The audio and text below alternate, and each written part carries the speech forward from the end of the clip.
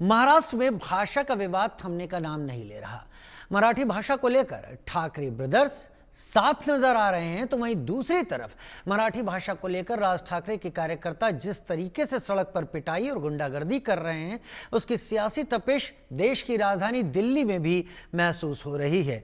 NDA के नेता दावा तो कर रहे हैं कि महाराष्ट्र में भाषा का कोई विवाद नहीं, लेकिन कांग्रेस राज्य के सीएम को घेर रही है। तो क्या सियासी दबाव में राज्य की सरकार मनसे के गुंडों पर कानूनी कार्रवाई करेगी या फिर मराठी मानुष के नाम पर चुप्पी साध लेगी? इस मुद्दे पर आगे बात करेंगे, लेकिन उससे पहले ये रिपोर्ट।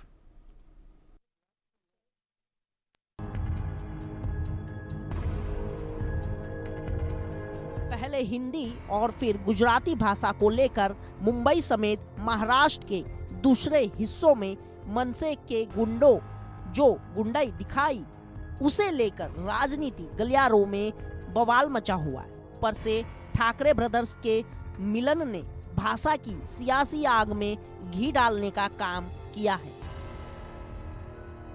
मराठी हमारी मराठी भाषा है और कोई भी महाराष्ट्रियन मराठी भाषा को प्यार करता है। कोई भी लगता है कि हमें मराठी में बोलना चाहिए, लेकिन अगर हमें नॉलेज चाहिए तो हिंदी हो, अंग्रेजी हो, वो भी आना चाहिए। तो जो कुछ महाराष्ट्र में हो रहा है तो मराठी बारे में तो हर एक महाराष्ट्रियन को लगता है कि हमें मराठी आना चाहिए। तो जो कुछ बाहर के लोग आते हैं, वहाँ रहते हैं, उनको नहीं आती है। तो ये अपना भारत देश है, कोई भी किधर राज्य में जा सकता है, कोई सी भाषा बोल सकता है। ठाकरे गलत बोल रहे हैं या वो जो गलत तरीके से बात कर रहे हैं वो भी गलत। लेकिन एनडीए की दूसरी सहयोगी एनसीपी का राग कुछ अलग है। एनसीपी अजीत गुट के नेता की माने तो भाषा कोई मुद्दा नहीं है, लेकिन महाराष्ट्र की भाषा तो मराठी है। तक भाषा का सवाल है, कोई विवाद नहीं है। मराठी हमारे महाराष्ट्र की मातृभाषा है, वो है और हमेशा वही रहेगी। साथ में दूसरी कौन सी भाषा कौन सी हमको सीखना नहीं सीखना, ये व्यक्तिगत किसी की मर्जी का सवाल है। जहाँ तक सरकार का सवाल है, केवल और केवल मराठी भाषा ये हमारी मातृभाषा रहेगी और उसको सिखाया जाएगा। अगर महाराष्ट्र में भाषा का कोई विवाद नहीं तो मनसे के गुंडों पर सीएम फडणवीस कार्यवाही क्यों नहीं करते हैं? देखिए, ये मुख्यमंत्री का दुबलापन है। मुख्यमंत्री कानूनी कार्रवाई नहीं कर सकते। कोई भी अगर कानून अपने हाथ में लेता है तो उस पर कार्रवाई होनी चाहिए। अब सरकार ने बात मान ली है, लेकिन मार पिटाई करना ये महाराष्ट्र की संस्कृति नहीं है।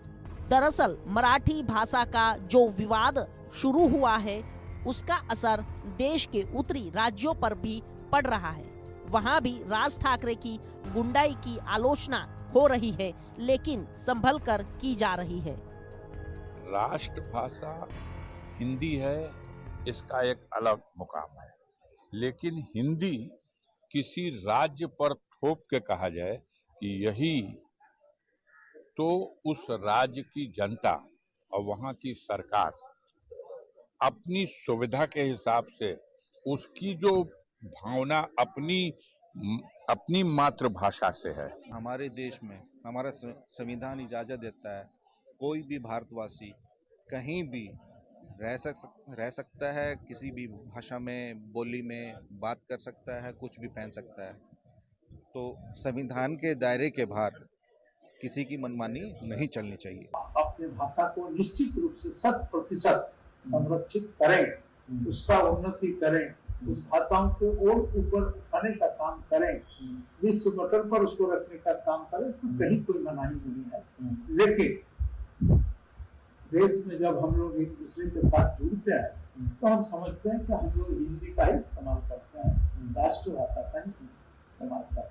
इसका सम्मान, आज इसका सम्मान पूरे देश में समान मर्यादा के साथ। मराठी भाषा को लेकर जो विवाद महाराष्ट्र में चल रहा है, उसके केंद्र में विवाद कम, मनसे की गुंडागर्दी पर चर्चा ज्यादा है। सवाल सरकार और सिस्टम पर उठ रहे हैं कि आखिर मनसे के गुंडों पर कार्रवाई क्यों नहीं हो रही है। Bureau report, India news.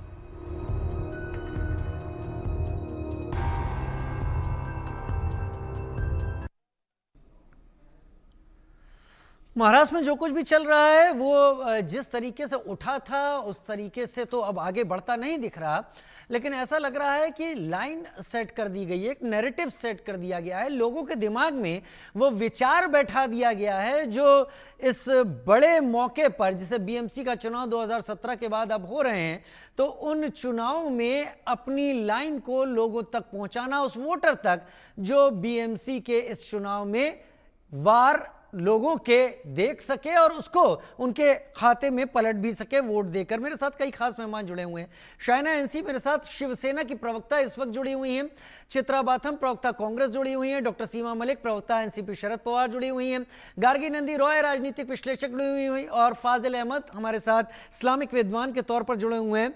4 महिलाएं हैं यहाँ पर, बहुत अच्छी चर्चा होगी, मैं उम्मीद यही कर सकता हूं। सबसे पहले शाइना एनसी आपका ही रुख कर लेता हूं, शिवसेना प्रवक्ता के तौर पर आप मेरे साथ हैं। क्या आपको लग रहा है जो कुछ महाराष्ट्र में हुआ, तस्वीरें यकीनन 1-2 दिन से तस्वीरें ऐसी हैं कि वो तस्वीरें खत्म होती हुई, तनाव नहीं दिख रहा है उतना, जो बेहतर एक तस्वीर है, लेकिन अगर मैं गलत नहीं हूं तो शायद अगले ही महीने बीएमसी के चुनाव या सितंबर में बीएमसी के चुनाव शुरू में हो तो उसकी एक नैरेटिव लोगों तक पहुंचा दिया गया है।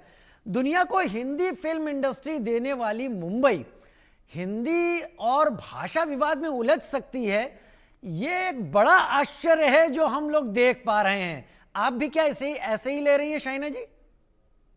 सर्वप्रथम राजीव जी, हमें गर्व है हमारे मराठी भाषा, मराठी अस्मिता, मराठी मानुस और मराठी का जो कॉज है उसके प्रति हम हमेशा एकनाथ जी शिंदे खड़े हैं, एक ब्लूप्रिंट के साथ, एक विजन प्लान के साथ, जहां इंफ्रास्ट्रक्चर प्रोजेक्ट्स हो, जहां सन्स ऑफ द सॉइल उनको घर मिलना चाहिए, माड़ा हो, बीएमसी हो, धरावी रीडेवलपमेंट हो, अन्य प्रोजेक्ट्स, अभिजात दर्जा का स्तर, संस्कृति सभ्यता को मराठी और मराठी भाषी जो है वो कभी भी ये लॉ एंड ऑर्डर सिचुएशन नहीं चाहते हैं, वो नहीं पसंद करते हैं कि कोई तोड़फोड़ की राजनीति करें। एक तरफ हम चाहेंगे कि ज्यादा से ज्यादा लोग मराठी में बोले, सीखे और समझे, क्योंकि इस प्रदेश ने आपको इतना कुछ दिया है।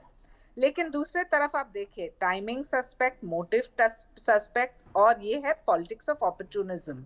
बीएमसी के इलेक्शंस आ रहे हैं और अचानक से आप भाषा के नाम पे एक विवाद पैदा कर रहे हैं, जहां आप सक्रिय रूप से, आपका कोई विजन प्लान तो है ही नहीं, आपकी कोई सोच विचार तो है ही नहीं।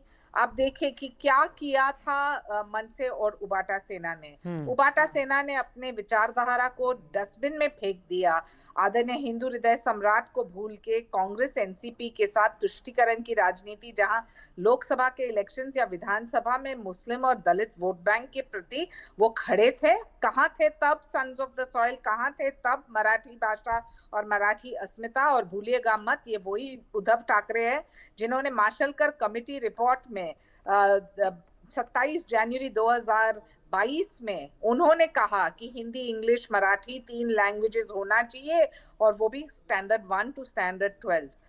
आदरणीय एकनाथ जी शिंदे ने क्या किया? नरेंद्र यादव कमेटी रिपोर्ट का लक्ष्य यही है कि सभी स्टेक होल्डर्स को साथ ले, सभी को के साथ ये निर्णय लिया जाए कि कैसे हम मराठी को नंबर 1 रखें और ऑप्शनैलिटी ऑफ हिंदी। अभी सवाल ये उठता है कि जब लोग पॉलिटिकल अपॉर्चुनिज्म को लेके सिर्फ बीएमसी के इलेक्शंस का नजर कर रहे हैं, वो एकत्र आ रहे हैं या नहीं, ये उनकी राय मत हो सकती है। लेकिन गए वो दिन जहां लोग ठाकरे और गांधी सरनेम्स के लिए वोट करते हैं तो सिर्फ सक्रिय काम के लिए। ठीक है शाइना जी, आपने अपनी बात रख दी, लेकिन मेरे साथ चित्रा बाथम इस वक्त जुड़ी हुई हैं कांग्रेस प्रवक्ता के तौर पर। चित्रा जी, एक बड़ी मुश्किल नहीं दिख रही है आपको पिछले कुछ दिनों में कांग्रेस के लिए? महायुति के विरोध में भी कांग्रेस को रहना है, और हिंसा जो हो रही है उससे कांग्रेस हमेशा बचती है कि उसका समर्थन करता हुआ कांग्रेस का चेहरा ना हो। बीएमसी चुनाव के ऐन पहले आप लोग मुश्किल में तो नहीं आ गए हैं राज उद्धव के मिलन के बाद राज ठाकरे की पार्टी के कार्यकर्ताओं की इस मार पिटाई से? राजीव जी नमस्ते आपको और सभी पैनलिस्ट को। नमस्कार। आपने बहुत सही कहा कि आज हमारे पैनल में मैं सबसे ज्यादा महिलाओं को देख रही हूँ। हमारे पैनल में आज 4 महिलाएं हैं। तो आपका जो सवाल है कि हम प्रॉब्लम में हैं, नहीं, ऐसा बिल्कुल नहीं है। ये जो निराशा, ये जो बौखलाहट है, ये कौन से खेमे से आई थी? ये जो सरकार का खेमा है, महायुति सरकार का जो बैकग्राउंड है, वहां से आ रही है। आपने देखा कि जुलाई 5 को जब उद्धव ठाकरे और मनसे दोनों एक ही प्लेटफॉर्म पे आए, तो उसके बाद से इनके कैसे कैसे बयान आने शुरू हो गए भाषा को लेकर। नीतीश राणे ने कहा कि भाषा को लेकर आप सिर्फ हिंदुओं पर वार कर रहे हैं, या मुसलमान के ऊपर आप क्यों नहीं बोलते हैं। इस तरीके का एक सांप्रदायिक इसको रूप देने की इन्होंने पूरी तरीके से कोशिश करी। जहां तक ये विवाद शुरू हुआ है, मैं आपको बताना चाहूंगी कि कांग्रेस का स्टैंड बहुत क्लियर था मराठी भाषा को लेकर। हमने जो नेशनल एजुकेशन पॉलिसी हुई है, उसमें क्लास 1 टू क्लास 5 में जो हिंदी की इम्पोजिशन हो रही थी, उसके विरोध में हमारा स्टैंड रहा है। आप जानते हैं कि कांग्रेस हमेशा से ही सद्भावपूर्ण और समाज में सभी घटक को लेकर चलने वाली पार्टी रही है। तो सीधी सी बात है कि सांप्रदायिकता से, ये किसी भी तरीके के गुंडागर्दी से हमारा दूर दूर तक कोई संबंध नहीं है। लेकिन जैसा आपने बोला कि मनसे के गुंडों को ये नहीं पकड़ेंगे, ये गुंडागर्दी नहीं खत्म होने देंगे। क्यों? क्योंकि इनको कहीं ना कहीं बीएमसी के चुनाव में मराठी वोटर्स अपने पाले से खिसकते हुए दिख रहे हैं। इसीलिए ये ना तो मनसे के गुंडों को रोकेंगे और ना ही ये अपनी पार्टी के उन लोगों को रोकेंगे, जैसे भाजपा की महिला मोर्चा की अध्यक्षा चित्रा वाघ ने 12 मार्च 2025 को एयरटेल गैलरी में जो एक ऐसा ही ये हुआ था, उसमें महिला सुरक्षा को उन्होंने कगार पे रखते हुए कहा था कि वो महिला उद्यम है,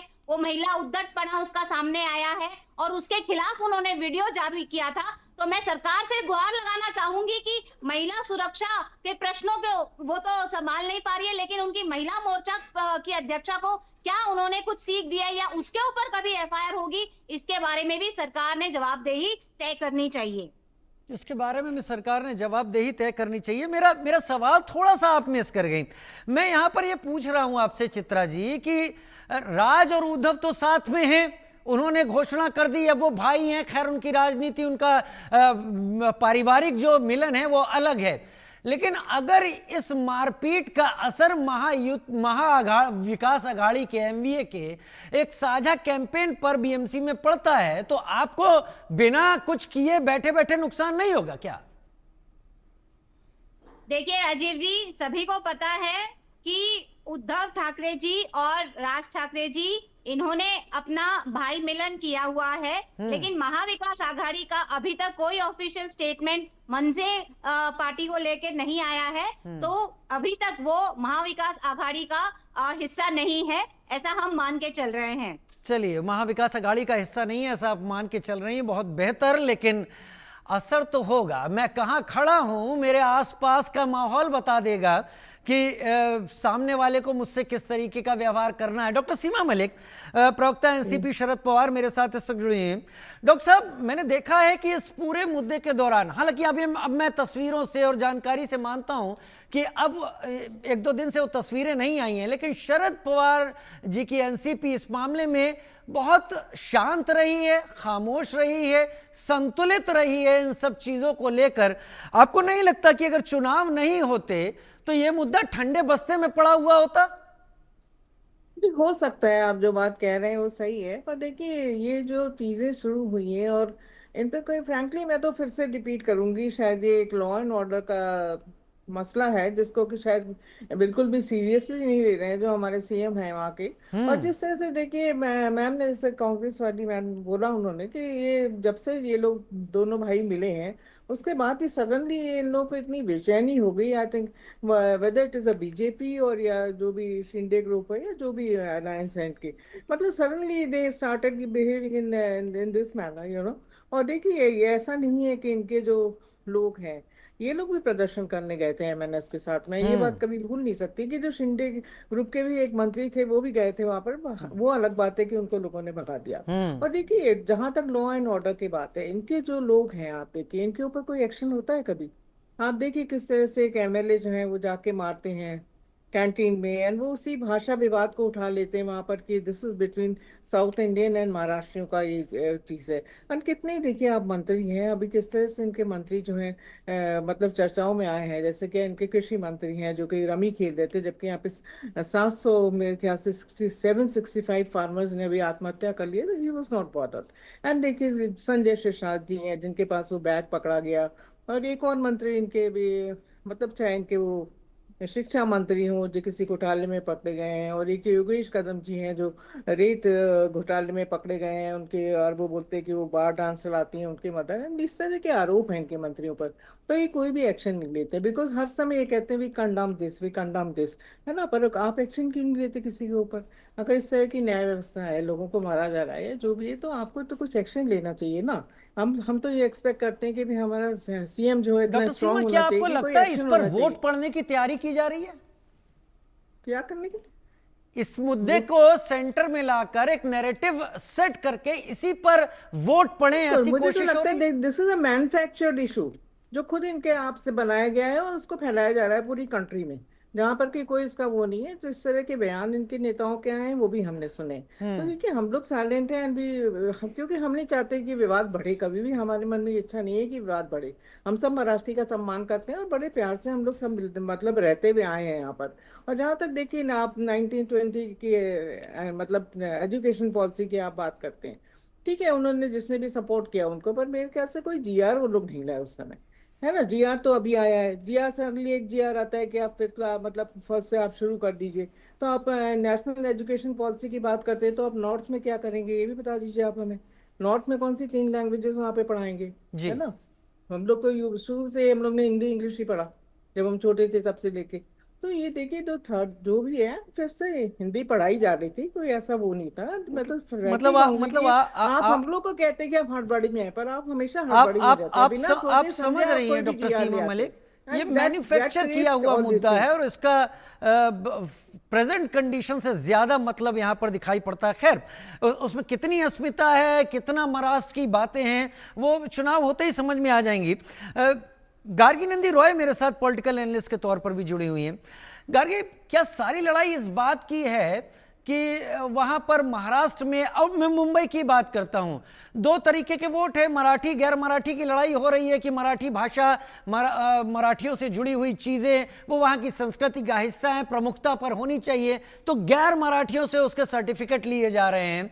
क्या ये सब इसको वोट के शक्ल में देखने की तैयारी है कि भाई इस मुद्दे को सामने रख दिया, मराठी तो हमारे पाले में आ गए, गैर मराठियों को बांट दो बाकी जगह और उसके बाद बीएमसी अपने हाथ में आ जाए? क्या तब तक आपको यही लगता है, यही सोच है इसके पीछे?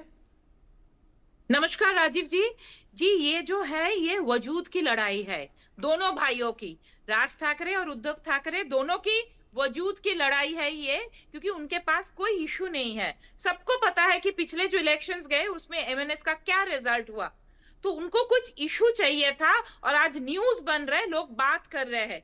लेकिन ये जो न्यूज बन रहे, ये ट्रांसलेट होगा वोट पे, मुझे नहीं लगता है, मुझे ऐसे कतई नहीं लगता है। क्योंकि जो मुंबई शहर भी है ना, मुंबई बहुत कॉस्मोपॉलिटन शहर है। ये लोग जो मारपीट करे, मान लीजिए हिंदी फिल्म इंडस्ट्री, जो सबसे बड़ी फिल्म इंडस्ट्री है बॉलीवुड, तो वो तो हिंदी फिल्म इंडस्ट्री है ना। तो आज जाके वो लोग बोले कि यहाँ पे हिंदी में फिल्म ना बनाए, हिंदी फिल्म नहीं बनाएंगे। आज मुंबई जो आर्थिक राजनीति है भारतवर्ष की, तो कैसे बना? मान लीजिए जो एसबीआई बैंक है, एसबीआई बैंक सबसे ज्यादा टैक्स मुंबई में देते हैं, लेकिन एसबीआई बैंक के ब्रांच तो सारे देश में है, तो सारे देश के कंट्रीब्यूशन है उस बैंक में। तो जाएंगे क्या उस बैंक के मैनेजर के पास जाके बोलिए कि आपको हिंदी में बोलना पड़ेगा, नहीं तो आप मारपीट करेंगे? देखिए ये एक राजनीति हो रही है, लेकिन इस राजनीति से उनको मुझे नहीं लगता कोई फायदा होगा, क्योंकि यहाँ के जो मराठी लोग हैं, मराठी ऑफकोर्स मराठी लैंग्वेज के लिए उनको गर्व है, हमें भी गर्व है। मैं मराठी समझती हूँ, अच्छी तरह से समझती हूँ, शायद इतना अच्छा बोल नहीं पाऊंगी, लेकिन वो लोग ऐसे नहीं करते। एक बिल्डिंग में देखिए कि इलाके में कितने लोग गुजराती है, मैंगलोरियन है, बंगाली है, तेलुगु है, सब लोग बिल्डिंग में नीचे जाते किस भाषा में बात करते हैं? आप देखिए हिंदी में बात करते हैं। यहाँ के जो मराठी है लोकल, वो भी जब कॉमन बिल्डिंग में सबके साथ बैठते हैं हिंदी में ही बात करते हैं। तो मराठियों में ये बात नहीं है, उनको अपनी भाषा पे गर्व है, लेकिन मराठी जो यहाँ के लोग हैं वो ऐसे नहीं है कि वो अपने भाषा पे राजनीति चाहते हैं। नहीं, लोग बीएमसी में भाषा के लिए नहीं वोट देंगे। मैं पहले भी बोल चुकी हूँ कि लोग वोट जो देंगे कि वो रास्ता बना कि नहीं, पानी की सप्लाई क्या है, टॉयलेट का क्या हाल है। बीएमसी का बहुत सारा इश्यूज है, पर उनको वो इशू पे नहीं बोलना है, वो इशू पे काम भी नहीं करना है, लेकिन उनको एक इशू चाहिए था। और बहुत ही क्या बोलूं मैं, इट्स वेरी लाफिंग स्टॉक हो जा रहा है ये लोग, जो ये जो एनईपी का आपको लगता है गार्गी नंदी रॉय ऐसा होगा? क्योंकि एन चुनाव के पहले जब कोई मुद्दा सबके दिमाग में होता है तो उसका बहुत ज्यादा जोर रहता है। आप कैसे आउटराइटली रिजेक्ट कर सकती हैं? कुछ बहुत चुने हुए थोड़े बहुत मराठी लोग अगर इसमें उनको एमएनएस को वोट दे, पर इस मुद्दे पर मुझे नहीं लगता है कि मराठी भाषा के जो लोग हैं वो एडुकेटेड है, मैं बहुत रिस्पेक्ट करती हूँ, तो वो लोग, उनको भी पता चल रहा है कि ये क्या हो रहा है, मारपीट क्यों कर रहे हैं। आज आपको भी पता है नांदेड़ में क्या हुआ है, नांदेड़ के एक टॉयलेट संचालक को मार दिया क्योंकि उन्होंने, संचालक ने टॉयलेट का एक लड़के से 5 रुपया हिंदी में मांगा था, तो उन्होंने बोला मराठी बोलो, नहीं बोला, एमएनएस को लोगों को लेके आए। तो ये क्या हो रहा है, कहीं भी कोई जो फ्रिंज एलिमेंट्स है ना, ये जो फ्रिंज एलिमेंट्स को उकसाया जा रहा है और ये फ्रिंज एलिमेंट्स अपने हाथ में कानून को ले रहे हैं। कोई भी इस देश में हाथ में कानून नहीं ले सकते, और ये देश का जो संविधान है सबको अनुमति देता है, कोई भी किसी राज्य में जाके रह सकते हैं। अब आपका जवाब मुझे एक ऐसे सवाल की तरफ ले जा रहा है जो मैं फाजिल अहमद भाई से इस वक्त पूछना चाहूंगा। फाजिल अहमद भाई, आपको भी पूरा वक्त दूंगा। सवाल मेरा 2 हिस्सों में है, इन्हीं जो अभी गार्गी नंदी रॉय बोल रही थी उससे भी जोड़ूंगा। लेकिन पहला यह कि माशेलकर कमेटी जो पहले थी, जिसका जिक्र शाइना एनसी भी कर रही थी, उद्धव तब स्वीकार कर चुके थे कि इस तरह ये त्रिभाषा जो फार्मूला है ये एक्सेप्टेड है। तब उद्धव को स्वीकार था, आज उद्धव को स्वीकार नहीं है। क्या इसमें आप शुद्ध राजनीति देखते हैं जो अभी हमारी चर्चा से निकल कर आ रहा है? और दूसरा भी, गार्गी नंदी रॉय कह रही थी कि ये लोग कहीं भी जाकर कुछ भी कर देते हैं। क्या आपको भी लग रहा है कि सियासी दबाव में महाराष्ट्र की सरकार बैकफुट पर आ गई है, जहां तक मराठी मानुष का कार्ड है कि अगर वो कुछ कार्रवाई कर देगी तो उसके खिलाफ हो जाएगा, इसलिए बात तो करो, कार्रवाई होती रहेगी, देखा जाएगा? देखिए राजीव भाई, देश बड़ा है, भाषा बड़ी नहीं है। भाषा इस देश में बहुत है, पर देश एक है। और हमारे देश के अंदर भाषा को लेकर के कभी बंगाल में, कभी महाराष्ट्र में, कभी आसाम में क्यों ही ऐसी बात होती है? क्यों नहीं बिहार में होती? क्यों नहीं उत्तर प्रदेश में होती है? बिहार राज्य में 3 भाषा बोली जाती है, मैथिली, भोजपुरी और अंगिकार। उत्तर प्रदेश में भी अवधी और भोजपुरी और पश्चिमी उत्तर प्रदेश की अलग भाषा है। तो तमाम प्रदेशों में राजेंद्र प्रसाद जी कहते थे कि कोस कोस पर बदले बानी, 4 कोस पर बानी। सही कह रहे हैं, बहुत बढ़िया। भारत की एक खूबसूरती है। और जब लोग उसको भाषा के नजरिए से देखते हैं तो अपने आप को खुद छोटा कर लेते हैं। यदि कोई भाषा के नजरिए से देश को देखे, वो खुद छोटा हो जाता है, उसको छोटा करने की जरूरत नहीं है। अब भारतीय राजनीति में नेताओं के पास कोई विजन नहीं है, किसी के पास कोई विजन नहीं है। सबके पास वही विजन है, घिसा पिटा, जात बिरादरी, धर्म, मजहब, क्षेत्र, अलगाववाद, ये वाद, औरंगजेब, मुगल, यही सारा विषय लगभग सभी के पास है। क्योंकि उनके पास अपना कोई विजन नहीं है, राष्ट्र के प्रति कोई विजन नहीं है, क्षेत्र के प्रति कोई विजन नहीं है, डिस्ट्रिक्ट के प्रति कोई विजन नहीं है। और कोई भी नेता, सांसद तो विधायक यहाँ रिश्वत ले रहे हैं, कमीशन खा रहे हैं, अब उनके पास विजन कहाँ से आएगा? यदि विजन होता तो सबसे पहले तो अपनी विकास योजनाओं पर पैसे नहीं खाते ना, बंदर बांट करके रख दिया है पूरी विकास योजनाओं को, ये सबको पता है। पब्लिक भी इन सब चीजों को गंभीरता से नहीं लेती। भाई नेता है तो खाएगा ही, ये एक चल गया है देश के अंदर। तो जब सांसद और विधायक रिश्वत खा रहे हैं, उनका खुद का कोई विजन नहीं है, कोई क्षेत्र के प्रति विजन नहीं, अपने आप के प्रति कोई विजन नहीं, खुद उनका भी कोई विजन नहीं, वो केवल सांसद बन जाओ, विधायक बन जाओ, मुख्यमंत्री बन जाओ, नगर पालिका परिषद बन जाओ, चेयरमैन बन जाओ। अरे बन के करो क्या? सवाल इस बात का है कि बन के आपका विजन क्या है? आपको विधायक बना दिया जाए, आपको सांसद बना दिया जाए, आपका विजन क्या है? केवल अपने परिवार को आगे बढ़ाना, केवल अपने परिवार की संपत्ति को आगे बढ़ाना। ये जब विजन है तो आप भाषा के नाम पर लड़ेंगे, धर्म के नाम पे लड़ेंगे, मंदिर मस्जिद के नाम पर लड़ेंगे, औरंगजेब के नाम पे लड़ेंगे, तमाम ऐसी चीज जिसका कोई मतलब नहीं इंसानी जिंदगी से, उन सारी चीजों पे बात होगी और बाकी चीज पे बात नहीं होगी। अच्छा, ये लोग राज ठाकरे को भी आज 25-30 साल से मैं देख रहा हूं कि इस तरह की राजनीति कर रहे हैं, लेकिन उससे उनको मिला क्या? लगातार पीछे होते चले गए और अब तो उनकी जमानत तक बचाना मुश्किल हो जा रहा है। अब उनको तो सिर्फ चर्चा में, चूंकि अगर किसी टेम्पो वाले को, किसी रेडियो वाले को, किसी दुकानदार को अगर मार देंगे तो चर्चा में आ जाएंगे, और इसके लिए कोई सख्त कानून देश के अंदर नहीं है। अच्छा, लोग कह रहे हैं कि महाराष्ट्र मुंबई हो चाहे महाराष्ट्र हो, अगर कोई कहता है कि हमारी धरती है, ठीक, तो नॉर्थ इंडिया के लोगों ने इसको सजाया है, संवारा है, बड़ी बड़ी बिल्डिंगों में मजदूरी की है, बड़ी बड़ी बिल्डिंगों को बनाया है। पूरे बंबई को सजाने संवारने में नॉर्थ इंडिया के लोगों का बहुत बड़ा हाथ है। तो आप उसकी क्षमता को या उसके योगदान को कैसे आप डिनाई कर सकते हैं? वही बात वही है। मैं आता हूं फाजिल भाई, आपके पास और आता हूं। आपने भी बहुत मौके की बातें सारी सामने रखी है। ये हम भी सुनते आ रहे हैं कि कोस कोस पर बदले बानी, कोस कोस पर बदले पानी, 4 कोस पर बानी। क्यों इस वाणी को लेकर इतना कुछ हो रहा है? जाहिर सी बात है, नैरेटिव सेट करना है। शाइना एनसी मेरे साथ लगातार जुड़ी हुई है, शिवसेना की प्रवक्ता हैं शाइना। जब आप तो महाराष्ट्र की राजनीति को मुझसे ज्यादा आपने नजदीकी से देखा है। ये इतिहास रहा है महाराष्ट्र में पहले भी, जब पॉपुलैरिटी पाने का ये जो तरीका है जनता के बीच जाकर कि हम बहुत नजदीक हैं आपके, राज ठाकरे के लिए पहले भी फेल साबित हुआ है। अगर नहीं होता तो आज उनकी हालत ये नहीं होती।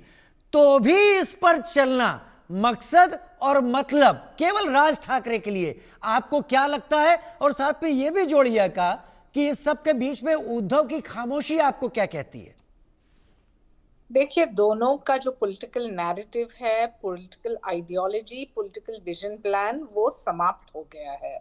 गए वो दिन जहां आपको लगता है कि मुद्दे नहीं थे, या मुद्दे के ऊपर जब हम टिप्पणी करते हैं, तो आज वोटर क्या चाहता है? ये न्यू एज वोटर चाहता है पॉलिटिक्स ऑफ परफॉर्मेंस।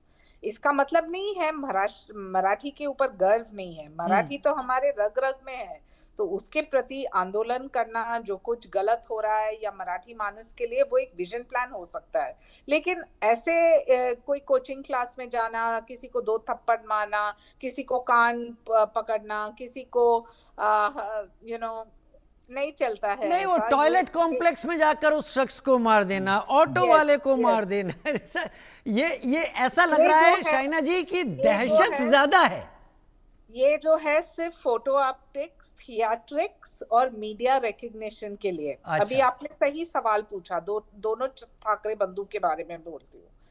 एक आदरणीय हिंदू हृदय सम्राट थे बाला साहेब ठाकरे, जिन्होंने हमेशा कहा कि मेरी जो अस्तित्व है, मेरी जो विचारधारा है, वो है हिंदुत्व।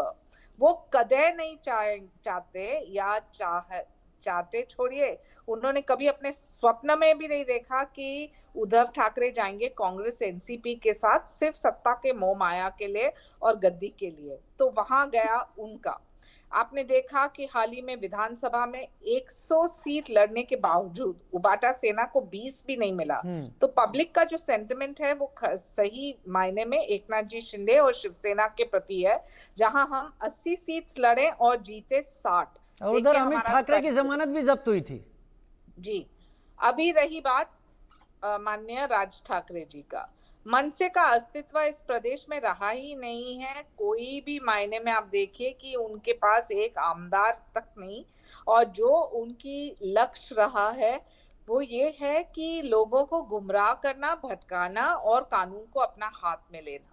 जैसे कि मैंने पहले कहा, आज लोग चाहते हैं पॉलिटिक्स ऑफ परफॉर्मेंस। आपकी रणनीति, सोच, विचार क्या है, आप करने वाले हैं क्या, और आपका ट्रैक रिकॉर्ड क्या है। आप ये ड्रामा, थिएट्रिक्स एक बार करेंगे, 2 बार करेंगे, 3 बार, लेकिन बार बार करेंगे तो जनता भी आपको नकारेगी। और मुझे लगता है कि दी एंड लिखा है दोनों ठाकरे बंधु के लिए, जैसे कि लिखा है कांग्रेस के गांधी परिवार। शाइना जी, फिर तो आपके लिहाज से बहुत अच्छा है ना, क्योंकि राज ठाकरे अगर ऐसा करके कुछ हासिल नहीं कर पाए तो इस बार भी करके वो तो आपके लिए रास्ता खाली छोड़ रहे हैं। फिर देखिए, हम अपॉर्चुनिस्टिक थे नहीं, है नहीं और रहेंगे नहीं। आदरणीय एकनाथ जी शिंदे ने जो भी निर्णय लिया वो जनहित में, हिंदुत्व के साथ, और हिंदू हृदय सम्राट आदरणीय बाला साहेब ठाकरे और आनंद दीघे के सोच विचार को आगे लेके जाने के लिए। जो आपने ट्रैक रिकॉर्ड देखा है, तो देखिए, एक लाडकी बहन योजना हो, पेंशन स्कीम हो, अप्रेंटिसशिप स्कीम हो, घर हो मराठी मानुस के लिए, ये सब होता है करतूत और काम। शायद इस वजह से हम लोग जब 80 सीट लड़े तो 60 सीट पे जीत के आए। तो महाराष्ट्र की अस्मिता रही है संस्कृति सभ्यता। महाराष्ट्र की अस्मिता कभी नहीं रहा है तोड़ फोड़ मारपीट कोई भी हद तक जाना। और जब आप एक विश्लेषण करेंगे इस पूरे मुद्दे पे तो ये समझ लीजिए कि जो लोग गुंडागर्दी कर रहे हैं आज जीवित रहने के लिए, क्यों कर रहे हैं अभी? सिर्फ बीएमसी इलेक्शन और स्थानिक स्वराज को देखते हुए। गार्गी नंदी रॉय, आपका रुख कर लेता हूं। गार्गी नंदी रॉय कुछ कहना चाहती हैं, बोलिए गार्गी नंदी रॉय, 10 सेकंड, फिर मैं चित्रा बाथम का रुख करता हूं। जी, मेरा एक प्रश्न है शायना जी आपसे कि ये जो मारपीट हो रहे हैं, क्योंकि मैं भी मानती हूँ कि भाषा जोड़ने के लिए होता है, भाषा लोगों में विभेद करने के लिए, बांटने के लिए नहीं होता। तो ये जो लोग मारपीट कर रहे हैं, कानून हाथ में ले रहे हैं, आपका सरकार है, क्या आप उस पे कार्रवाई करने वाले हैं? क्या आप अरेस्ट करेंगे जो लोग ये गुंडागर्दी कर रहे हैं? क्या आप अरेस्ट करेंगे? आदरणीय एकनाथ जी शिंदे, आदरणीय मुख्यमंत्री देवेंद्र फडणवीस, आदरणीय अजीत दादा, सभी ने ये कहा है और किया है। एफआईआर दर्ज हुए हैं 20 से ज्यादा केसेस में जहां कानूनी तौर पे कार्रवाई होगी और जो कोई तोड़फोड़ करे, कोई भी मजहब के हो, कोई भी पक्ष के हो, उनके प्रति कार्रवाई जरूर होगी। और आपने सही कहा मैम, क्योंकि भाषा जिस ढंग से लोगों को जोड़ता है, हम भूल चुके हैं कि पीवी नरसिम्हा राव 17 भाषा बोलते थे। साधारण रूप से आप किसी से भी बात कीजिए महाराष्ट्र में, 2-4 भाषा बात करना या लोगों को जोड़ना भाषा के निमित्त, वो सक्रिय काम भी हो सकता है। नकारात्मक होने की आवश्यकता नहीं, गुंडागर्दी की आवश्यकता नहीं। लेकिन ठीक है, आपने इतना जवाब दिया। मैं कार्रवाई हो रही है, एफआईआर दर्ज हो रही है, इतने में तो डर बैठ जाना चाहिए था। वो डर क्यों नहीं बैठ रहा है, ये भी एक सवाल है। चित्रा बाथम मेरे साथ इस वक्त कांग्रेस प्रवक्ता जुड़ी हुई हैं। चित्रा बाथम, आपने कहा कि महाविकास अघाड़ी में अभी तक राज ठाकरे के आने की कोई बात नहीं है, लिहाजा उद्धव ठाकरे की शिवसेना और एनसीपी और कांग्रेस मिलकर महाविकास अघाड़ी में हैं। लेकिन संजय राउत का बयान मैंने अभी थोड़ी देर पहले ही, जब आपसे बात हो रही थी, बाकी मैं उसको भी चेक कर रहा था, संजय राउत ने कहा कि ये जो हमारा गठबंधन हुआ है ये अलग अलग चुनाव के लिए हैं, बीएमसी में इसकी जरूरत नहीं है। अगर बीएमसी चुनाव में राज और उद्धव साथ जाने का फैसला करते हैं, आपके लिए तो आगे कुआं पीछे खाई हो जाएगा। राजीव शर्मा जी, मुझे ऐसा लगता है ये जो आपका प्रश्न है ये प्रवक्ता के स्कोप का प्रश्न नहीं है, ये लीडरशिप के स्कोप का प्रश्न है। तो मुझे ऐसा लगता है कि जब भी किसके साथ गठबंधन होगा, कितने हद तक गठबंधन होगा, क्या सीट का बंटवारा होगा, ये चुनाव आने के बाद में जब क्लियर होगा तो आपको भी पता चली जाएगा। मैं यहाँ पे जो मुझे आज पता चला कि प्रवक्ता दायरे तय करते हैं। ये चित्रा बाथम जी, आपने दायरे तय कर दिए कि मुझे कौन सा प्रश्न किससे पूछना चाहिए, इसीलिए तो प्रवक्ताओं को बुलाया जाता है। मैंने आपको ये कहा कि ये हमारी लीडरशिप डिसाइड करेगी कि वो अलायंस में जाएंगे या तो नहीं इस जाएंगे। पर आप जवाब बोल सकती थी कि मेरे पास जवाब नहीं है। मेरे सवाल को क्यों आपने घेरे में रख दिया? मैंने शिष्टाचार में आपको बताने की कोशिश करी है कि ये लीडरशिप जब भी डिसाइड करेगी सभी को पता चल जाएगा, it will be out in the open for everybody. But यहाँ पे जो जिस तरीके की शाब्दिक फूलों की वर्षा शाइना एनसी मैडम कर रही थी और ये बता रही थी कि उनकी पार्टी अपॉर्चुनिज्म की पार्टी नहीं है, वो तो कभी अपॉर्चुनिस्ट थे नहीं। तो मैं आपको याद दिला दूं कि खोके लेके धोखा किसने दिया था महाराष्ट्र के लोगों को, किसने महाराष्ट्र की जनता को धोखा दिया है, ये महाराष्ट्र की जनता अभी तक भूली नहीं है। मैं तोड़फोड़ की इन्होंने बात की, कुणाल कामरा का जब वीडियो आया था तो स्टूडियो, हैबिटेट स्टूडियो को जाके किसके कार्यकर्ताओं ने तोड़फोड़ की थी? किसकी संस्कृति है तोड़फोड़ करने की? गद्दार कहने पे कौन से सीएम अपनी गाड़ी से उतर के कार्यकर्ताओं को मारने के लिए निकले थे? तो राजीव शर्मा जी, यहाँ पे इनका एक्सपोजर हो चुका है, इनकी कथनी और करनी में जमीन आसमान का फर्क है। बीजेपी के सांसद निशिकांत दुबे ने जब मराठी मानुस को मराठी कहने पर पटक पटक के मारूंगा ये कहा, संसद में हमारी कांग्रेस की 3 सांसदों ने, महिला सांसदों ने, वो भी वर्षा गायकवाड़ मैडम, शोभा बच्चाओ जी और प्रतिभा धानोरकर जी, इन्होंने उनको घेरा और उस पर माफी मांगने की कोशिश करवाई। क्यों बीजेपी के लोगों को वहां पे ठीक है, उनका ठीक है, मुंह में ठीक है, तेल जरा लग मैं गया? शाइना जी के क्यों पास चला दिल्ली जाऊं, के लोगों ने क्योंकि उनके मुझे खिलाफ लग रहा है कोई बात आपने नहीं करी? शाइना जी इंडिया उनके ऊपर के आ रहा हूं, साथ डॉक्टर सीमा मलिक, ना शाइना हिंदी जी, के साथ है, शाइना जी सिर्फ और कुणाल सिर्फ खामरा का बीजेपी एपिसोड के याद साथ दिला है। रहे हैं आपको?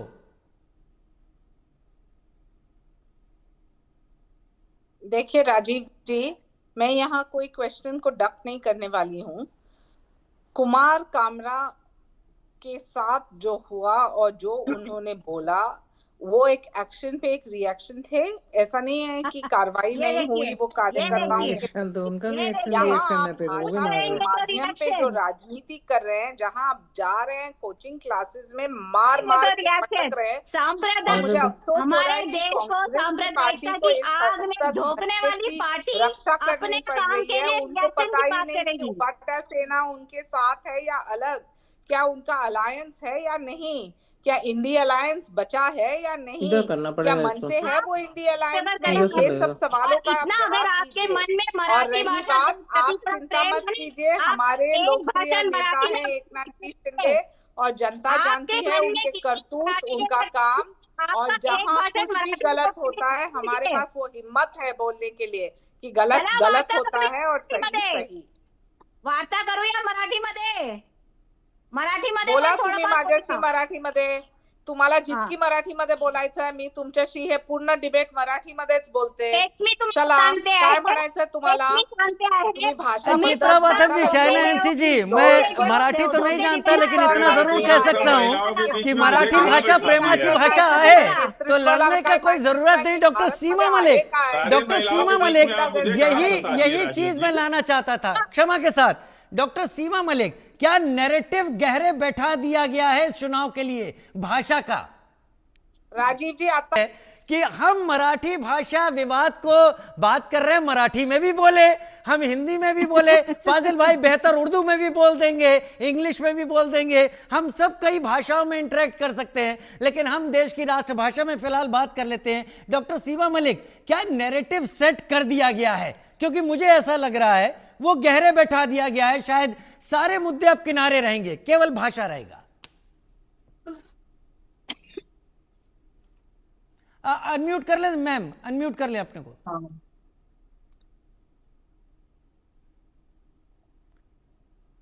क्षमा चाहता हूं मैम, आवाज नहीं आ पा रही है आपकी, एक बार फिर से अनम्यूट करें। सुन सकते हैं आप? जी जी बोले। जी जी, मैं यही कह रही थी कि जैसा कि इन्होंने बोला कि ये जो हमारी पब्लिक है, दे वोट फॉर द परफॉर्मेंस के ऊपर वोट करते हैं वगैरह वगैरह।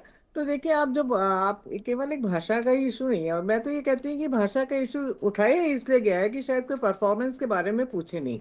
आपने अभी लाडली बहन योजना का नाम खुद ही लिया है, एंड लाडली बहन योजना में जो आज करप्शन पाया गया है, जिस तरह से वहां पे आदमियों ने भी पैसा ले रखा है, और इतने सारे लोगों को आपने बता दिया कि they are not fit for this thing, आपने उनको पैसा दे रखा है just for the votes. You started this योजना, एंड अभी आपको पैसा देने में मुश्किल हो रही है, और पहले अपने आदमियों तक को अभी आई थिंक 21,000 तो सब लोग हैं जिनको आपने पैसा दे रखा है। तो हमारे टैक्स पेयर का पैसा क्या इसके लिए था भाई? और देखिए, जो अपॉर्चुनिस्टिक और ये सब बातें, तो मेरे ख्याल से कांग्रेस की प्रवक्ता ने बोल ही दिया है कि सही बात है कि किस तरह से लोग पार्टी छोड़ के गए। हम रिपीट नहीं करना चाहते उन लोगों को, किस तरह से उन्होंने अपॉर्चुनिज्म देखा। ये हम तरह तरह के बहाने बनाने से कुछ नहीं होता, ये बात सब लोग जानते हैं। That's why we call them a खोखा की सरकार, whatever it is। वो मैं कहना नहीं चाहती। और देखिए, जिस तरह से अभी की बात मैं करती हूँ, पुरानी बातें तो जो हो गई। अभी देखिए, आप इनके मिनिस्टर्स का मैंने एक बार में ही आपको बताया कि किसानों का क्या हाल है आज देश में। आज उनके जो कृषि मंत्री हैं वो बैठ के वहाँ रमी खेल रहे हैं, और वहाँ पे 750 किसान की आत्महत्या कर चुके हैं। और देखिए किस तरह से और भी कितनी चीजें हैं ना, आप उनके परफॉर्मेंस देखिए, आप इनके मिनिस्टर्स का। तो क्या ये जनता को दिखाई नहीं पड़ रहा है? और जिस तरह से महिलाओं के साथ अत्याचार हो रहा है, कोई लॉ एंड ऑर्डर है ही नहीं फ्रैंकली। कोई किसी को कुछ भी कह दे, कोई किसी को कुछ भी मार दे, हम कंडम करते हैं। तो कंडम तो हम भी कर सकते हैं यहाँ पे बैठे हुए भी दिल्ली में। अरे भाई, आप एक्शन लीजिए ना, कोई आपका एक्शन ही नहीं है। और जिससे देखिए आप किस तरह से भाई रेत घोटाला कहते हुए भी हम लोग को लगता है कि आप किस किस टाइप की चीजें हैं कि आप आपकी मदर के नाम पे बार डांस डांस बार के सर वो ले रखा है, मतलब अजीब सी बातें लगती हैं। और एक नहीं है, देखिए इनके अभी के जो इनके शिक्षा मंत्री हैं वो भी एक किसी घोटाले में पकड़े, भर्ती घोटाला में पकड़े गए हैं। एक जल संसाधन के जो मंत्री हैं वो भी किसी घोटाले में पकड़े गए हैं। तो पूरी लिस्ट है इनकी सर। और क्यों नहीं आप अपने अपने लोगों पे आप एक्शन नहीं लेते भाई? तो ये कैसी बात है? मतलब मैं तो यही कहूंगी कि मतलब कोई लॉ एंड ऑर्डर नहीं है यहाँ पर। और जिस तरह की चीजें हैं, कभी किसी का जाके जैन मंदिर तोड़ दिया आपने, कभी आपने देखा ही नागपुर में क्या हुआ है। तो किस तरह से जो घटनाएं यहाँ पर हुई हैं, मतलब रियली हम कंडेम करते हैं। आप लाडली बहन योजना का तो आपको नाम ही लेना चाहिए, जिस तरह का करप्शन अभी वहां पर पकड़ा गया है। आप आयुष्मान योजना की बात करते हैं, लोग वहां जाइए, वहां पे कोई आयुष्मान योजना के कार्ड्स मतलब एंटरटेन नहीं करता, because the government is not, वो लोग सब ने कोई नहीं लेता। लोग कहते हैं कि यहाँ पे पैसा ही नहीं मिलता, उसके बाद गवर्नमेंट देती नहीं है। ये किस तरह की योजनाएं हैं भाई? कहने को तो आप योजनाएं 100 गिना दो, है ना। दिल्ली में भी यही हाल है, वहाँ की बहनों को भी आपने बोला कि हम सिलेंडर देंगे। पीएम खुद आके बोलते हैं कि हम 8 मार्च को, आप तो दिल्ली में आप जानते हो कि 8 मार्च को इतना पैसा हम दे देंगे अपनी बहनों को पैसा। आज तक कोई पैसा वैसा नहीं आया। तो मतलब तो बेसिकली ठीक है। ये चीजें हैं ना, तो एक जो इनकी दोहरी मैं ठीक है। कहूंगी पॉलिसी है, तो उसको सब लोग फाजिल भाई डॉक्टर सीमा मलिक ने एक बात कही और मुझे लगता है कि विन विन सिचुएशन जैसी स्थिति है सबके लिए। डॉक्टर सीमा मलिक क्या गलत कह रही हैं? वो कह रही हैं कि कोई मुद्दे पर बात होगी नहीं। अगर मुद्दा राज ठाकरे उद्धव से पूछा जाए तो शायद उनके लिए भी सेफेस्ट ये है कि ये भाषा का मुद्दा सामने रहे, और शायद सरकार के लिए भी फिलहाल के तौर पर ये सेफेस्ट रहेगा, क्योंकि ऐन चुनाव के पहले बहुत सारे सवाल सरकार से ही पूछे जाएंगे। कहीं कमी पेशी होगी तो इससे बढ़िया सब किनारे रहे, एक ऐसा मुद्दा रहे जिस पर खेला जा सके। क्या यही चल रहा है? देखिए राजीव भाई, पिछले वक्तव्य में मैंने ये सारी बातें उठा दी जो आप पूछ रहे हैं, उसका सारा जवाब मैं पहले ही आपको दे चुका हूँ कि विजन ही नहीं किसी के पास। आप कारपोरेटर बन के क्या बनना चाहते हैं, क्या करना चाहते हैं, विधायक बन के क्या करना चाहते हैं, एमपी बन के क्या करना चाहते हैं, मुख्यमंत्री बन के क्या करना चाहते हैं? कोई विजन तो होना चाहिए। कोई विजन ही नहीं है किसी के पास। बस एक ही विजन है कि हमारा घर परिवार मजबूत हो जाए, पैसा हो जाए, धन संपदा हो जाए, और बाकी देश की जनता का कोई कुछ भी हो उससे फर्क नहीं पड़ता। जब चुनाव आता है, धर्म जात मजहब, औरंगजेब मुगल, गाय गंगा गोबर, जितने भी विवाद, जितनी भी इस देश में विखंडित करने की जितनी भी योजना है, सारा इन नेताओं के पास हो जाता है। हम लोग चूंकि एक सेफ कॉर्नर पे, सेफ प्लेस पे रहते हैं, दिल्ली में रहते हैं, हम लोगों के ऊपर इस बात का प्रभाव नहीं पड़ता है, लेकिन देश में तो पड़ता है। और भाषा, मैंने तो कहा देश बड़ा है, भाषा बड़ी नहीं है। हमारे देश में तो हजारों भाषाएं हैं, देश बड़ा है। यदि आपकी राष्ट्रीय सोच होनी चाहिए। मान लीजिए यही चीज पंजाब में शुरू हो जाए, यही चीज असम में शुरू हो जाए, यही चीज बाकी जगह। नहीं, अगर हम ये बात कह रहे हैं कि अगर खुद महाराष्ट्र में शुरू हो जाए, उत्तर भारतीयों की संख्या कम नहीं है वहां पे, ऐसा नहीं है कि वो माइनॉरिटी में, अगर वो भी शुरू कर दे। लेकिन होता क्या है राजीव भाई, जब कोई आदमी दूसरी जगह से आकर के कहीं पे नौकरी करता है या रिहाइश करता है या बिजनेस करता है, वो अपने आप को थोड़ा सीमित दायरे में रखता है। लेकिन जब पानी सर से ऊपर चला जाता है और सारे उत्तर भारतीय के लोग मिल करके तो उत्तर भारतीय और मराठी में संघर्ष शुरू कराना चाहते हैं, अगर सारे लोग सड़क पर उतर पाए तो कितने लोग हैं जो टिक पाएंगे? जी, सवाल इस बात का नहीं है कि आपका ये जानते हैं कि ये लोग सड़क पे नहीं उतरेंगे। आम मराठी को भी कोई इन चीजों से शाइना जी 1960 के दशक की बात है जब the Bombay reorganisation act pass हुआ था संसद में, और उसके बाद बॉम्बे अलग हुआ था, महाराष्ट्र और गुजरात ये सब अलग हुए थे।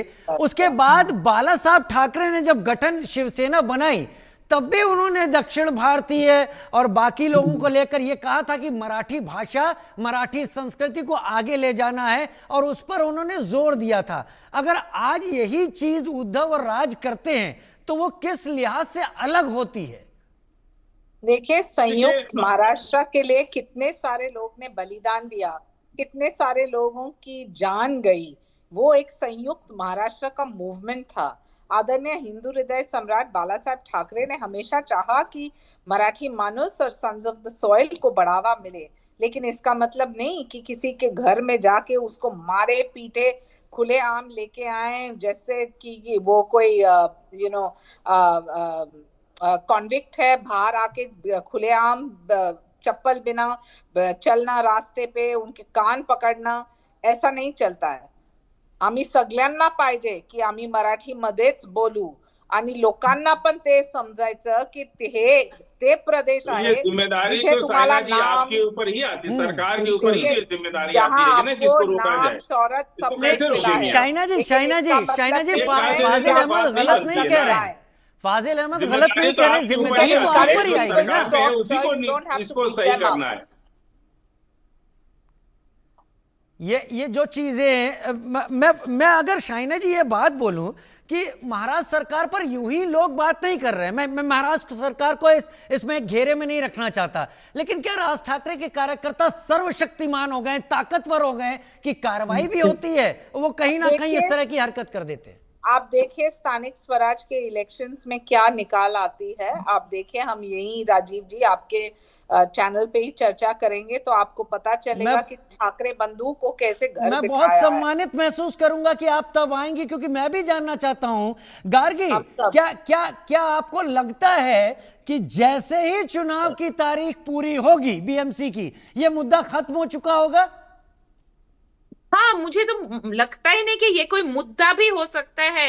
लोगों के पास बहुत सारे मुद्दे हैं, रियल मुद्दे हैं, डेवलपमेंट के मुद्दे हैं। तो लोग जो बात क्यों नहीं हो रही, यही तो बात है फाजिल भाई। हाँ, फाजिल जी भी यही मराठी कह रहे थे, मानस के पास बहुत कोई बड़ा सीवर मुद्दा की है, बात उनके नहीं पास कर मुद्दा रहा, नहीं है। कोई और राजीव जी एक बात मैं अरे आपको राजीव बोलूं, भाई, एक सेकंड फाजिल अमिताभ भाई, एक बच्चन से सेकंड। जाके कहे ना कि तुम मराठी बोल के दिखाओ। वही तो मैंने बोला अमिताभ है, बच्चन के एक घर में सेकंड घुस के जाके कहे कि मराठी बोल के दिखाओ। उनको आती होगी। राजीव जी, बेचारे यहाँ गरीब पे जो मजदूरों मुंबई को, शहर में टेम्पो मुझे भी वालों यकीन को, आती होगी। मुझे रिक्शा बोलने वालों को दीजिए, मारे। मैं ये अरे अमिताभ बच्चन के घर में जाके कहो कि तुम मराठी बोल के दिखाओ, तब तो मानेंगे ना हम। आप जाइए अमिताभ बच्चन के घर में, आज जाके कहिए कि हमको मराठी बताओ, नहीं तो 2 थप्पड़ मारेंगे अभी आपको हम। अगर उनके ऊपर कोई कार्रवाई करके दिखाएगा, गरीबों को मेरा सताना तो नाम बहुत लिया था, आसान है मैं इस एक देश के चीज अंदर। बोल रही थी इस फाजिल देश के भाई। अंदर गरीबों को सताना बहुत आसान है राजीव जी। मजबूतों से नहीं लड़ पाते ये लोग, जो बड़े बड़े वही तो मैंने अपराधी पहले हैं, जो बोला। एक सेकंड फाजिल भाई, एक सेकंड, मैं जो हम बोल तो रही थी बातें राजीव ऑपरेशन से जी, लड़ते हैं अगर खाली। मुंबई शहर में उत्तर भारतीयों को भगाएंगे, आपको पता है मुंबई में जो ऑटो चलते हैं 85 to 90% ऑटो वाले यूपी से होते हैं, और यानी कुछ पहचान बिहार के आसान लोग- है, पहचान आसान है। बंद हो जाएंगे। ऑटो डॉक- चलाते हैं, राजीव जी तो बस ऑटो एक बंद सेकंड, हो एक जाएगा बीच में हम मुंबई इंटरप्ट शहर कर में। रहे मैं हैं। आपको बोल रहा था, अभी उत्तर भारतीयों को बांग्लादेशी के भगाएंगे। नाम पर, सुनिए एक मिनट, बांग्लादेशी के नाम पर गुड़गांवा खाली हो गया, सारे बंगाली और बिहार के लोग, बंगाल के लोग सब चले गए। अब सबको वहां बड़ी बड़ी मेम साहब लोगों को झाड़ू पोछा खुद करना पड़ रहा है। ये हालत हो गई है। खुद मैडम लोग जो बैठ करके 10 बजे सो के उठती थी, अब वो 7 बजे उठ के घर की सफाई कर रही। चलिए, आत्मनिर्भरता का चली गई सब। बात अच्छी गरीब इशू चले भी गए। ठीक है बांग्लादेश। फाजिल भाई, वो दूसरा डॉक्टर इशू सीमा है, वो मलिक, दूसरा इशू है, वो डॉक्टर बहुत डॉक्टर गंभीर सीमा इशू है। डॉक्टर मैं सीमा बता मलिक डॉक्टर सीमा मलिक, एनसीपी शरद पवार जी जो उनकी पार्टी है और उनके आपके आमदार हैं, वहां पर आपके कार्यकर्ता हैं, उन्हें इस विवाद से, और शरद पवार जी जिन्हें मराठा क्षत्रप भी कहा जाता है, उन्हें किसी तरीके का असर पड़ता दिख रहा है कि एक डेंट लग जाए उनके कमिटेड वोटर्स पर? हम लोग हमेशा से देखिए मराठा मराठा मौका दीजिए। देखिए, मैं ये कहूंगी कि देखिए जो भी मतलब जनरली हम सभी बात मानते हैं कि मराठी जो है एक अस्मिता है महाराष्ट्र की, एक मतलब बहुत हम सभी बहुत इज्जत करते हैं मराठी की, बड़े प्यार से लोग रह रहे थे, कोई ऐसा इशू नहीं था। हिंदी पर देखिए हिंदी जो से कोई ये प्यार लोग नहीं है है। ना, हिंदी अस्मिता नहीं है, मराठी अस्मिता है। एंड्स ऑन द एक भाई हमारे देखिए हिंद मलिक जी, हिंदी भी हमारी राष्ट्रभाषा है। जी हिंदी बिल्कुल बड़ी है। भाषा है, पूरे जी, देश बिल्कुल में है। बोली जाने वाली भाषा है। हाँ उससे बिल्कुल है। उसको तो आप उससे आप नफरत नहीं कर सकते। वी रिस्पेक्ट ईच आप लैंग्वेज। मराठी को हिंदी से आगे नहीं लेके जा सकते। हिंदी अरे पूरे देश की भाई, राष्ट्रभाषा आगे है। आगे पीछे आपको जाने की कोई राष्ट्रीय बात सोच नहीं में है। आना पड़ेगा। 22 भाषाएं हैं यहाँ पर नहीं, पूरी उसमें, और मेरे सबकी हम मेरे लोग ख्याल इज्जत से करते हैं। मेरे और ये ख्याल से सब कहना भाषाएं चाहिए अलग हैं। ultimately जो इनका एम होता है, मैं कहना चाहूंगी लेकिन- ultimately it ends to the Hindu Muslim issue. हाँ। फ्रैंकली जो एक भाषा का इशू वो हो गया है, डॉक्टर सीमा मलिक, वो भी हो गया है। हम ये जो इनका अल्टीमेट जो एक इनकी जो पॉलिटिक्स है, it is based on the Hindu Muslim thing.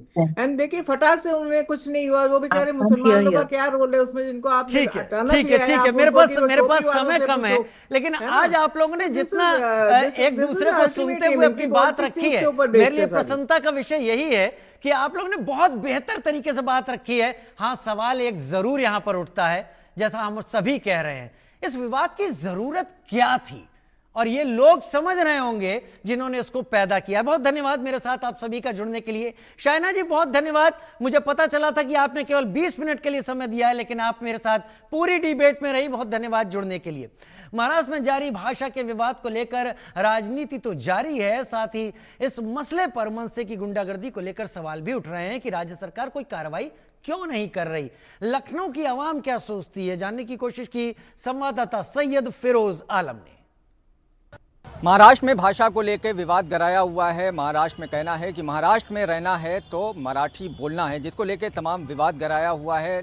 जगह जगह से तमाम खबरें आ रही हैं। राजधानी लखनऊ में भाषा विवाद को लेकर मुस्लिम समाज के लोगों का क्या कहना है? तमाम मुस्लिम समाज के लोग हमारे साथ में मौजूद हैं और ख़ासकर अपनी सुर्खियों में बने रहने वाले मौलाना शहाबुद्दीन रज़वी भी हमारे साथ में हैं। हज़रत, महाराष्ट्र में भाषा को लेकर बड़ा विवाद चल रहा है, आप सुन रहे होंगे बराबर। क्या कुछ कहेंगे उस विवाद को लेकर आप?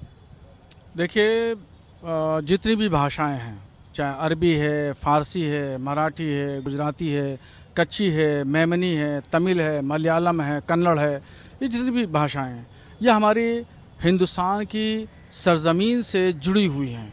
यहाँ की तहज़ीब, यहाँ का कल्चर को उभारती हैं। तो ये एक तरीक़े से इल्म है और इल्म हासिल करना हर एक पर ज़रूरी है, चाहे किसी तरीक़े से इल्म हो। तो ऐसे ही मराठी भाषा है और हिंदी भाषा, ये जो विवाद पैदा किया जा रहा है ये ख़ास तरीके से मराठा में ये विवाद बहुत पहले हुआ करता था। जब बाल ठाकरे ज़िंदा थे तो उन्होंने इस तरीके से मराठी मानुस करके एक विवाद खड़ा किया था। और यूपी और बिहार के लोग जब वहाँ जाते थे और हिंदी बोलते थे तो उनके साथ ज़्यादती की जाती थी। आज उनके भतीजे राज ठाकरे और उनके बेटे उदय ठाकरे, यही जो है वो उन्होंने फिर वही पुरानी जो तहरीक है वो फिर उन्होंने शुरू कर दी है कि हिंदी का विरोध करना है और हिंदी बेल्ट से जाने वाले उत्तर प्रदेश और बिहार से रहने वाले, वहाँ पे काम करने वाले लोगों के साथ में ज़्यादती करना है, जुल्म करना है, उनको मारना पीटने का काम इन्होंने शुरू कर दिया। और ये सब कुछ है वोट बैंक की राजनीति, ताकि मराठा में जो लोग हैं, मराठी बोलने वाले जो लोग हैं महाराष्ट्र में, वो सब शिवसेना के कोटे में वो आ जाएं। मगर अब ये उनकी चाल चलने वाली नहीं है और लोग सब समझते हैं, सब जानते हैं कि ये फजूल की बहस है और फजूल का जो छेड़छाड़ है लोगों के साथ। और जितनी भी ज़ुबानें हैं वो सब जो है वो हमारी सरज़मीन से मिलती जुलती हैं, यहीं की पैदावार हैं। उर्दू भी यहीं की पैदावार है, हिंदी भी यहीं की पैदावार है, मराठी भी यहीं की है। और तमिल भाषा को लेकर के स्टालिन साहब की वो अलग राजनीति चलती है। जिस तरीके से ठाकरे परिवार की महाराष्ट्र में मराठा भाषा को लेकर के राजनीति चलती है, तो ये बहुत ज़्यादा दिनों तक ये चलने वाली नहीं है। और अगर आज तरक्की करना है तो उसके लिए दो ज़ुबानों पर आपको कमांड हासिल करना पड़ेगी, एक इंग्लिश और दूसरी अरबी। अगर आप इंटरनेशनल पैमाने पर अगर जाते हैं और वहाँ पर तरक्की और कामयाबी करना चाहते हैं और ये चाहते हैं कि हमारे हिंदुस्तान में, हमारे परिवार में, ख़ानदान में खुशहाली आए, तो उसके लिए अरबी और अंग्रेज़ी पढ़ना पड़ेगी। उसके लिए मराठा नहीं पढ़ना पड़ेगी, ना तमिल पढ़ना पड़ेगी, ना मलयालम, ना कच्ची, ना बुर्जी, कोई नहीं पढ़ना पड़ेगी। आपको इंग्लिश और अरबी पढ़ना पड़ेगी, तब जाके आप तरक्की कर सकते हैं, कामयाबी हासिल कर सकते हैं।